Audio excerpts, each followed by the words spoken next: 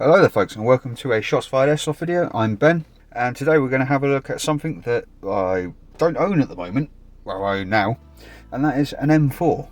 And this is the Cyma CM.513, which is an ultra budget version of their sort of AEG line. So let's get in, see what we've got in the package, and then we'll do the review in a later video. Okay, so it looks like most of the money's been saved on the box. There is no outer markings on it at all. This is from Patrol Base, because at the moment you would normally buy something like this off Tire and Gun. I believe it's about 50 quid on Tire and Gun. I paid 80 for this off Patrol Base, which still isn't really bad for a fully featured AEG. And it undercuts things like the G&G combat machines and all that sort of stuff by sort of 60 to 70 pound. So if you are starting out, if this turns out to be a usable good weapon, then it's a real boon for the sort of starter market. So without further ado, let's have a look at what we get inside.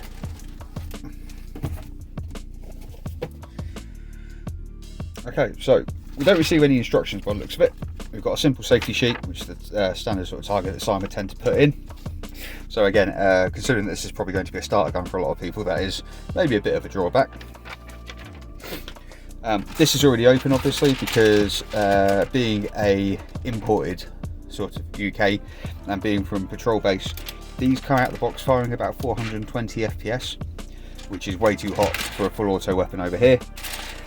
So this one will have been opened and downgraded before it's sent out to UK buyers from the supplier. And as you can see in the box, we tend to get pretty much what you get with a normal Cyma gun. So we've got the usual cheap polystyrene packaging, which does do a good job of holding the gun in place. You get a 2-pin charger, which you can use on a travel adapter. However, I would recommend getting a cheap peak detection charger, because this is one of the ones that will just charge it until it kind of blows up. So do be careful with that, and it will also kill the nickel hydride cells that they supply these quite quick, because it will just overcharge them, which isn't good for them. You get a cheap sling. The metal on these is both very thin, and they're not especially made out of the most robust materials. So this is quite a light gun, I believe. We will weigh it when we get it out of the box to see how light it is, but I still wouldn't trust one of these slings with you know, an AEG or gas blow or any kind of rifle really.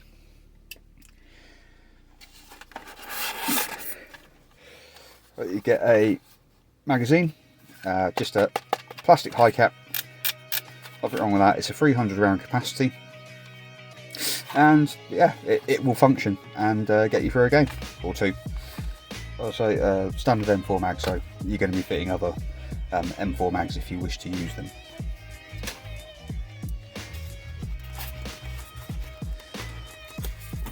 And then we have a 8.4 volt 1100 milliamp hour nickel hydride cell, and this is the sort of shape of battery you will want to use in this weapon.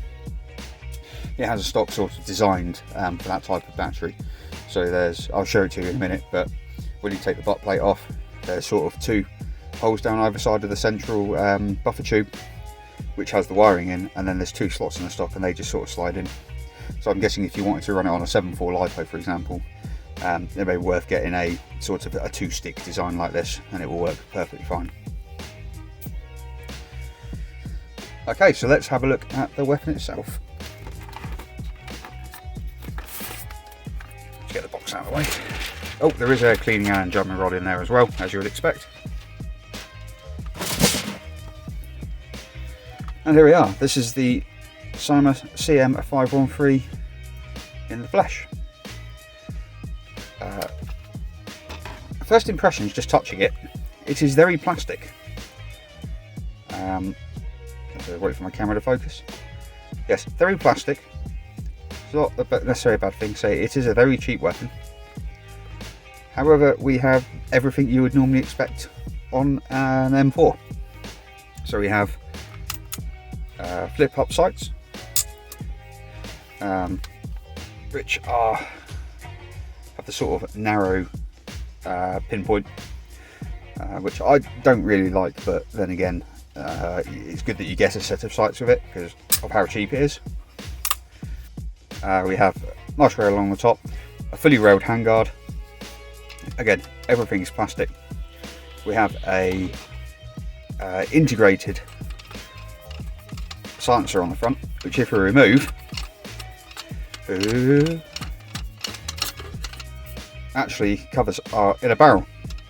There's a little bit of movement in it, not bad though, considering I've just taken off the extension. Now the interesting thing about this is there is a 14mm counterclockwise thread in there. However, obviously, unless you have a very long tracer or another silencer you wish to use, you may need to install a shorter barrel so that you can use a different accessory on the end of the barrel. As I say, it is a fully featured M4. We have all the usual accoutrements, so you've got your releasing chamber door, and behind that is your hub up adjustment. It doesn't stay open, so it doesn't have like a release on the other side. There is one, but it doesn't do anything, it's kind of just in place. Door is plastic. Like I say, the whole thing is plastic. Obviously the inner sort of bolt cover is actually metal. There's our magazine release, your forward assist, which obviously doesn't do anything on this and most guns. It's only fingerprint prone this actually. Also, I have been working on my one of my bikes, and I've washed my hands a lot, but they're not quite come off, so I apologise for the state of my hands there. We have the stock, which is the usual M4 fare. Plenty of different positions to get used to, and the weapon is quite long when it's fully out. Although this is actually sort of thing as a M4 RIS suppressed, not marketed as a CQB weapon, but it is quite small, and I say it is very light. Just bringing around this side, we have your usual fire selector, so we've got safe, so it does not allow the trigger pull, semi, and auto. The selector feels very nice for a cheap weapon. Clicks into place nicely, it doesn't feel like it's going to rock, there's no sort of end float in it, and it does click nicely into position, so that's a good thing. If I just retrieve the magazine,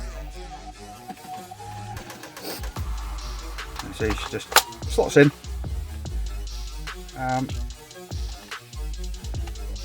that's it really. So if we pop the mag release, it comes out very nice. It will gravity drop. I'm not going to do it because it's only a plastic mag, it may break if it's stable. And there we go. I'm going to pop the battery in, and I'll show you how to do that. On the back here, you've got two little clips at the bottom. All you do is you pop those in, and that allows the rubber butt pad to come off. As you can see, there's various sort of inner plastic mouldings on here, and this gives you access to your, say, your sort of free chambered thing, and you've got the wiring inside, which sometimes disappears down the stock, but you can grab it out. So that's your wiring, and then there's space there and there for each half of the battery to go down, and these holes are for the wiring, so you push the wiring back down, the two wires go through the side and allows the battery to sit in there without pinching anything.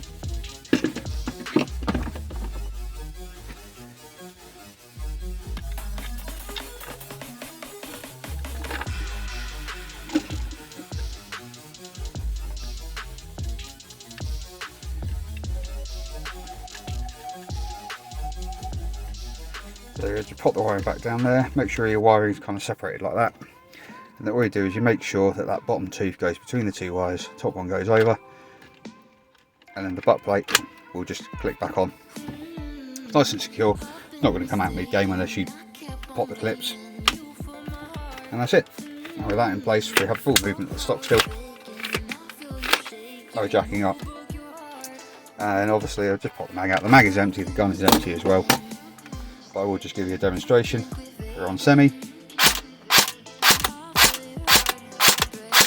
So considering that's a stock nickel hydride, that is actually a bad response from a gun that is sort of £80. I'd just like to mention that when these come out of the box, in some reviews, some of them aren't FPS limited, and they fire at 420 FPS out of the box to about 440 depending on how good it is. Now with a spring that strong in it, you will see reduced fire rate over this gun in particular. However, most of these that get sold in the UK will be downgraded, obviously for laws in this country.